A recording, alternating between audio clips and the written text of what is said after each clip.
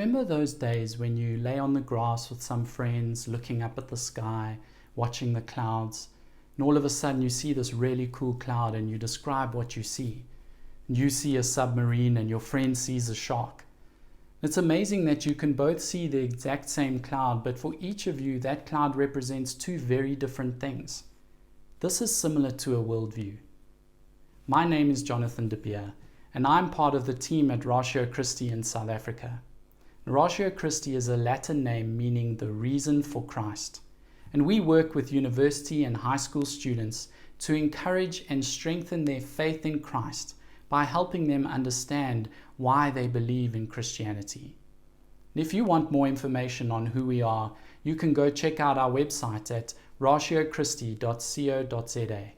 You'll find some great resources there. And also don't forget to subscribe to our YouTube channel, where you can find some excellent talks and interviews on a number of different topics. And in this video, we are going to be looking at what in the world is a worldview. As the word itself suggests, a worldview is an overall view of the world. It's not a physical view of the world, but rather a philosophical one, an all-encompassing perspective on everything that exists and matters to us. And through our worldview, we interpret life in a particular way. It affects how we think, how we feel, and even determines the choices we make on a day-to-day basis.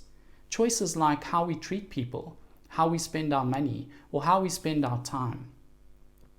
When talking about worldviews, a common illustration that is used is that a worldview is like putting on colored sunglasses. You know, the ones that have different colored lenses, and when you put them on, everything you see takes on a shade of that lens color. So if you put on rose-colored glasses, everything you look at has a rose-colored tinge to it. And if you put on blue-colored glasses, everything you look at has a blue tinge to it. So the illustration likens a worldview with a lens through which you see the world, a lens through which you interpret all your experience and through which you make decisions. So some people experience the world and make decisions through an atheistic lens, while others may experience the world and make decisions through a Buddhist lens. The problem with this illustration is that if there are so many different ways of looking at the world and everyone is walking around with these colored glasses on, how do we know which one is true? And when we say we have a Christian worldview, are we saying that Christianity is just another way of looking at the world? No. A God-centered worldview is not just another colored lens by which we view the world. And let me unpack this a bit. Think about why people actually get glasses. Glasses help correct a problem you have in your eyes so that you can see the things around you clearly. You get to see the world as it really is.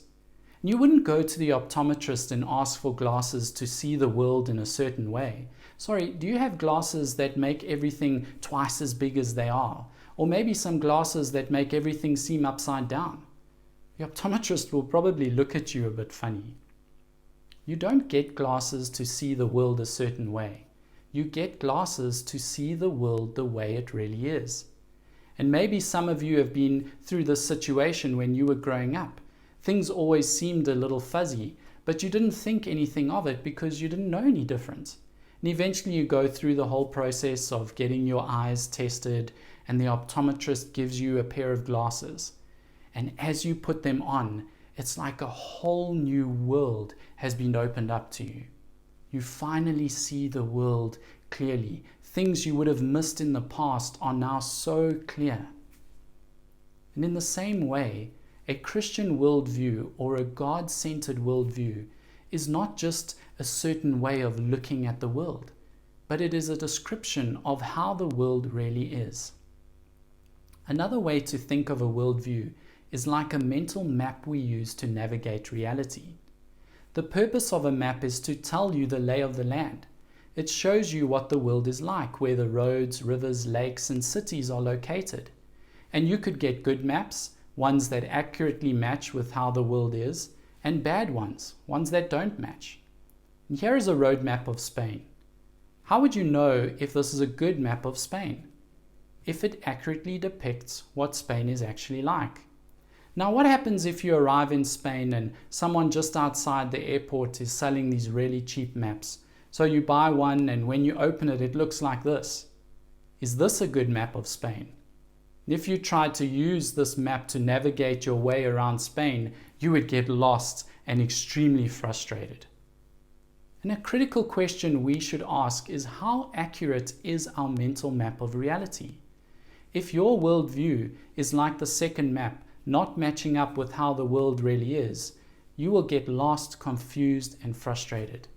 We should therefore be looking for a worldview that gives us an accurate view of the world around us.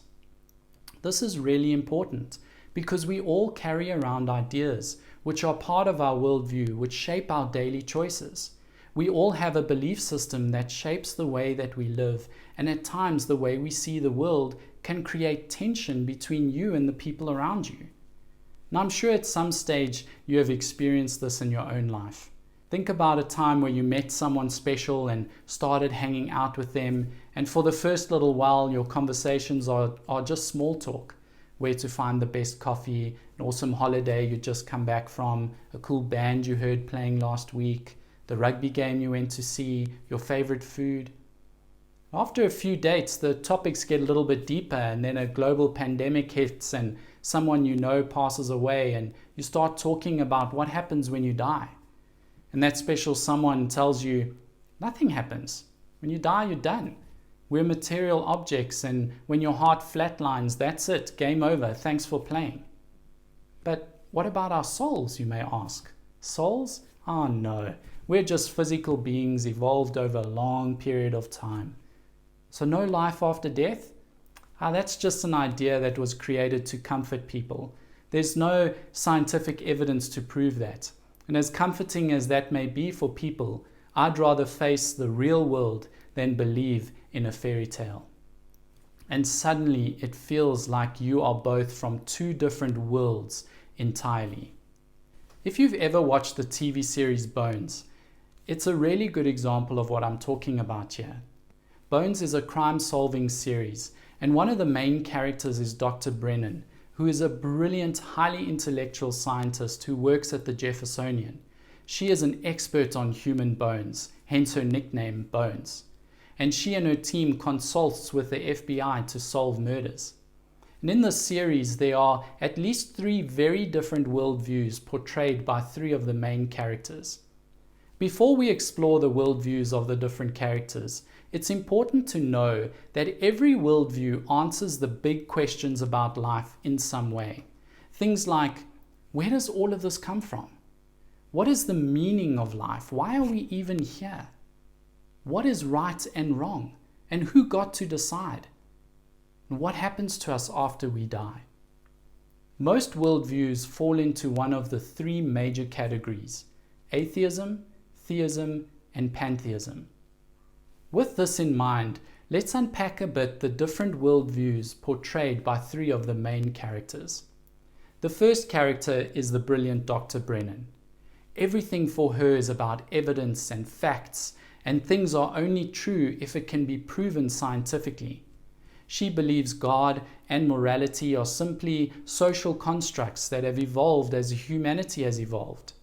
Everything in the universe can be explained by science, and faith for her is completely blind. She cannot believe in anything along the lines of faith because she feels strongly that it goes against logic. Bones's worldview would fall into the atheistic worldview. Now, atheism basically denies the existence of God or anything beyond the natural world. And Carl Sagan, an astrophysicist, says the cosmos is all that is or ever was or ever will be. There is nothing more than all of this, no God, no supernatural. And people and life on earth have just evolved over a long period of time. There is no ultimate meaning in life. People create their own meaning for their lives. There is no absolute morality. People have derived their morals from personal preferences, society, and using reason. And ultimately, this life is all there is. And at the moment of death, people just cease to exist. Then you have another main character, Agent Booth. And he works for the FBI in the homicide department and teams up with Dr. Brennan to solve murders. He is the man, strong, confident, and has a strong sense of duty to his country and job. He was an expert sniper in the Army Rangers before he joined the FBI. He is a practicing Roman Catholic and seems to be quite committed to his beliefs in God and his faith. Booth's worldview would fall into the theism category. Theism believes in the existence of one God and is represented by traditional Judaism, Islam, and Christianity. The Bible opens with the statement, "In the beginning, God created the heavens and the earth." Christian theism believes God is the creator of the cosmos and everything in it. He is a personal God who created human beings in his image. And our purpose is to glorify God and to know him. Morality comes from God because he is the absolute standard. This life is not all there is. Everyone will stand before God one day and either spend eternity with him or without him, depending on whether they have trusted in Jesus or not. The final character I want to mention is Angela Montenegro, who is a specialist of facial recognition at the Jeffersonian and works alongside Brennan and Booth to solve murders.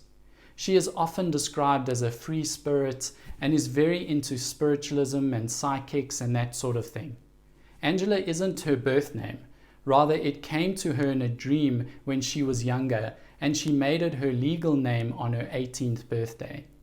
And in the show, she is the daughter of Billy Gibbons from ZZ Top.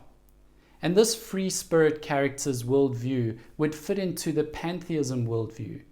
Pantheism says that God is everything and everyone, and that everyone and everything is God.